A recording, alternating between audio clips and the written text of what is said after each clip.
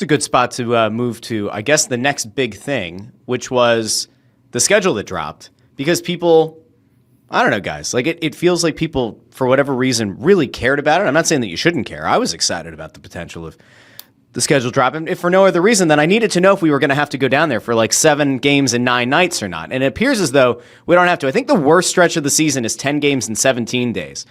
But big takeaway for me that I went, what the hell is this? You take 2 out of your first 3 games of the season are against the reigning Stanley Cup champion Florida Panthers. You start on the road against Florida and against Carolina, and then you're home against Florida. How the hell did the Flyers end up playing the reigning Stanley Cup champions 2 out of the first 3 games? Can anybody explain that? Well, not only that, and then go one further than that, Russ, and then their 4th game is against the President's Trophy winning Winnipeg Jets. Granted, it's in Philadelphia. It's a rough start for their schedule. Like, you know how we talk about the rough stretches that they've had in March the last couple seasons where they faced a lot of really good teams in March? Well, guess what? The first month of the season for the Flyers is brutal. Like, I looked at this calendar, looked at the schedule, looked at the calendar, and was like, oh man, like they are going to be tested early. The one good thing I will say about I'm actually I'll bring it up here on the screen for those who might have missed it. So the one good thing I will say about this is if you're going to play a lot of good teams, you'd rather play them early in the season when they're not ramped up to that next level that you get to after the trade deadline, which is why those March games were like the Bataan Death March for the Flyers over the last couple of seasons, and you lose all those games in a row, or mostly all those games in a row. It's better to play good teams early because that's when you can kind of catch them. Look, this opener in Florida, it's the Panthers' 2nd game. So obviously, I'm going to say something that's going to sound stupid, but I hope it makes sense. This could go one of 2 ways.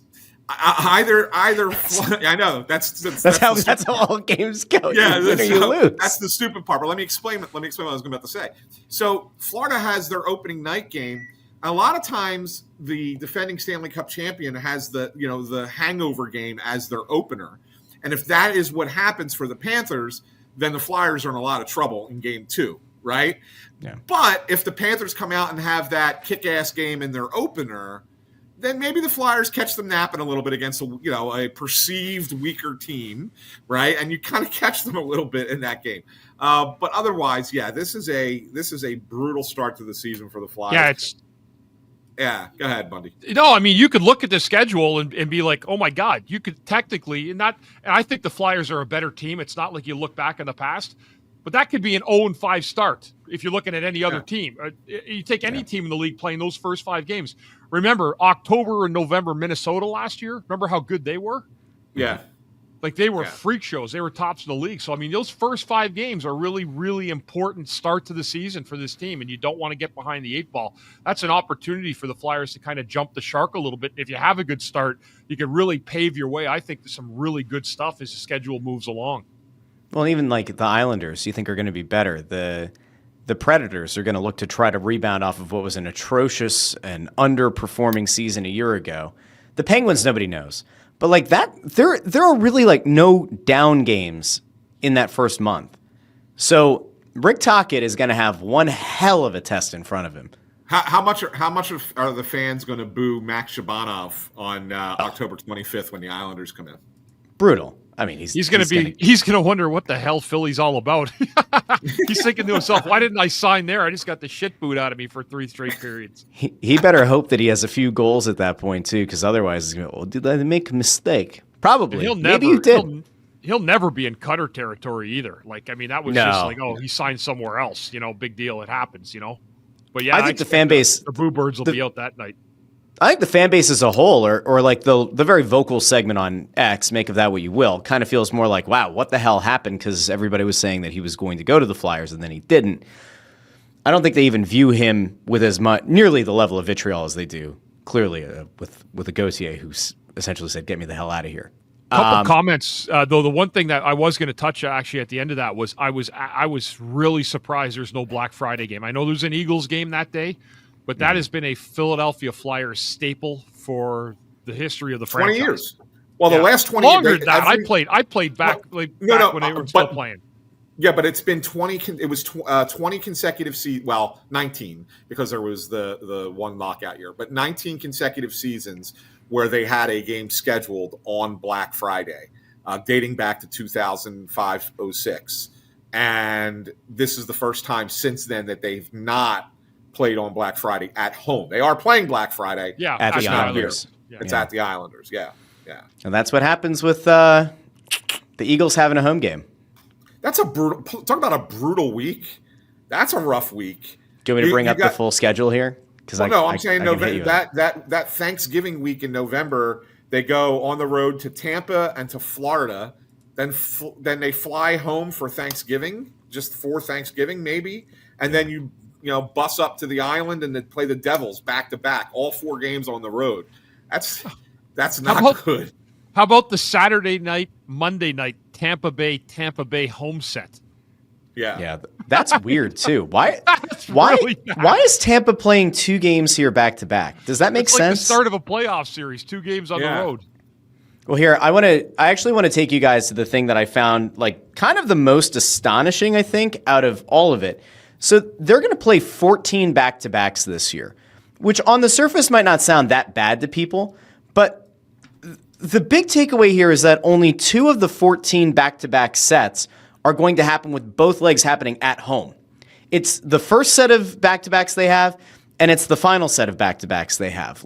Which, by the way, the second set is going to be arguably the worst one. I'm going to pull it up here because that final month of the season, that April schedule they have, is against a bunch of probably playoff-bound teams. So let me bring this one up for everybody. This is the set of 14 back-to-backs. And it's kind of hard to see, I know. But Toronto and Calgary, early November. And then at the end of the year, they have Detroit. Hold on, it got cut off because of the banner. Let me move the banner. There we go. In April, mid-April, Carolina and Montreal both at home. Those are the only 2 where they're going to play both ends of the back-to-back at home. They have a bunch that are like 2 away. You have a couple where it's, at Vancouver, at Calgary. You would expect that to kind of happen. And then you have like a versus Washington at home, at the Rangers in February. 14 back-to-backs. Does that seem on par for you guys? Yeah, that's about right. Actually not bad. That's okay. Yeah, that's about right. That's about right. The thing that I think another stretch of their schedule that I think the back-to-backs are what they are, but another stretch of the schedule that I think is kind of been lost in this is they have to play 9 out of 10 on the road around Christmas. So they have a 6-game homestand at the beginning of December where we're going to get sick of each other, where it's 6 games in 10 days, I think it is. And then they go on a 4-game road trip, Carolina, Montreal, Buffalo, New York, Rangers. They come home for 1 game against Vancouver. And then they go right back out on the road again. It's Chicago, and then out west right after Christmas, Seattle, Vancouver, Calgary, and then Edmonton the beginning of January. Yeah. That's 9 out of 10 where you're going to all those cities in 2 weeks. That's going to be brutal. That's going to be brutal on the body all the time you're on the plane there. And you're going somewhere for the holiday. And Bundy, most guys go home for the holiday, right? Or go spend time with family for the holiday. Christmas, they don't usually, just sit in Voorhees, right? They go somewhere. Yeah, and again, that's a tough schedule around the holidays. And it's an important time for guys, but at the same time, I think guys are going to be looking at that December schedule. They're probably going to have their heads spinning around seeing as many games as they have on the road in and around the Christmas break. So that's tough, but that's the way it's always been for the Flyers. Post-Christmas break has always been the West Coast trip every single year as long as I can remember. Yeah, and no, then there's go ahead. And that's fine. I'm not questioning the post-Christmas trip. I mean, that happens because of Disney on Ice, and they're never going to get rid of Disney on Ice here. At that time, it's one of the biggest money makers in the building, right? So that's going to be that's just going to be the way it is. But to have a 4-game road trip and then a 5th game right before Christmas too, that's the part that I don't ever remember happening. Bundy, 9 out of 10 on the road. I would have never seen my children at the holiday if that was the case when I was traveling with the team. To go 9 out of 10 on the road from December 14th through January 5th or 4th, whatever it is, that's a long time outside of the away from home. That's a long way away. Yeah.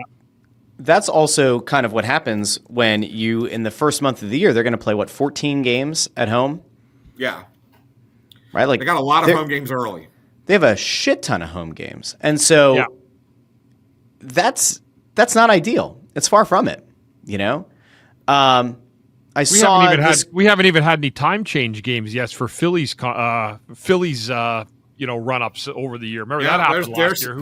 There's some potential for that. I was already kind of looking at that. There's some potential for time changes, especially on Saturdays. I gotta think that maybe that Devils start at 3:00 on October 4th. That preseason game might have a different start time because of the Phillies. Potentially, they might move that one into a different time. It's a preseason game, I know, but I wonder if like the 18th against Minnesota or the 25th against the Islanders, if the Phillies are still playing at that time, if those things will be changed, if those games will be changed. By the way, I misspoke. I said 7. I think I said 14 or 17 games. It's not possible. They have 7 games in the month of October. 7 of their 41 is 17% of their home games for the entire year are going to happen in October. And again, they're against a bunch of teams that are going to probably be playoff teams or certainly in contention, even though it's early in the year. And then you have this offset where you have all these games on the road in December. It's just it is rough. There's no getting around it. 20 of their first 31 games are at home. I mean, you better hope. Hope Talk has these guys playing well to start the year. That means only 21 of their last 52 are at home. That's a lot of travel after the 31st game. Doesn't that seem unbelievably skewed? It does. That seems crazy. But I understand partially why. I mean, you got to remember you have the Olympic break this year, which is long, almost 3 weeks. Yeah. And the Sixers who are getting more involved with the schedule making process now that they are 50-50 partners in the building. And so the Sixers probably want certain nights at the X that previously would have been Flyers games. So I get the sense that you're loading up in October before the NBA season begins, getting some home games there that probably you wouldn't have had otherwise because the Sixers are taking some dates. So the Flyers should be able to pull back priority for every game Paul George misses. And since he's already having knee surgery, I like the Flyers' chances of getting things back in their favor a year from now. I hope there's no Sixers Black Friday game. I'll lose my marbles. I don't know when the NBA schedule comes out. I don't think it's come out yet. We'll have to look. The NBA schedule is always the last one. I don't understand what takes so long for the NBA schedule to come out. By the way, Greg Bondarenko here with a good point and a good question. Tuesday, January 6th, Cutter 2.0 game. Will it be as good as last year's? Wasn't it the same date last year? Was it the insurrection? Really? The insurrection game. Yes. I think. I don't know. I would have. I think to it was close. Date wise, I think it was close. I don't know if it was the 6th. We'll have to look. I'm looking right now. It was January 11th. Okay. January 11th. It was close enough, though. Yeah. I mean, this one's going to be a little bit more. Top 3 games of the year for sure last year. It's certainly going to be interesting, though, right? Because Trevor Zegras now plays for the Flyers. That you would think that there's going to be a little bit of extra oomph from his perspective, right, to play against a team that, I mean, I don't know if it'd be fair to say gave up on him, but he was a guy that was pretty much an untouchable for years, and then they played him at wing because they didn't think he could get it done at center. If you're 2.5 months into the season and he's playing 1C or 2C minutes for this Flyers team and they're winning games, you got to think that he's going to have a little bit extra ready for that game, right, Bundy? 100%. Absolutely. There'd be a lot of jacked up emotions again for that game, and I would expect Zegras to be nothing but totally, completely ready for that game against Anaheim. As I would expect Cutter to be a little bit more prepared for what he's going to expect. Again, that's not going to stop. That's Philly. I know that for a fact. That's never going to stop. Correct. And did you have anything else from the schedule that you were like blown away by that you wanted to get to? How about the Rangers? Flyers don't play the Rangers for the first time until late December, right? At least they have them at home twice this time. They only had them once at home last year. It just feels weird. Like that there's like an example of one of your biggest rivals, if that's how you want to refer to them. I guess it's probably somewhat fair to call them a rival. I mean, they've had more success, but like first time you're going to play them is in December. What's the date on that? I can't see. 20th. 20th? Yeah. Yeah. Wild. Seems nuts. Home and home with Carolina is not exactly great there either. So we might not be feeling great for the holidays. Now, if the Flyers are able to capitalize on the early what? Scott Lawton's return is November 1st.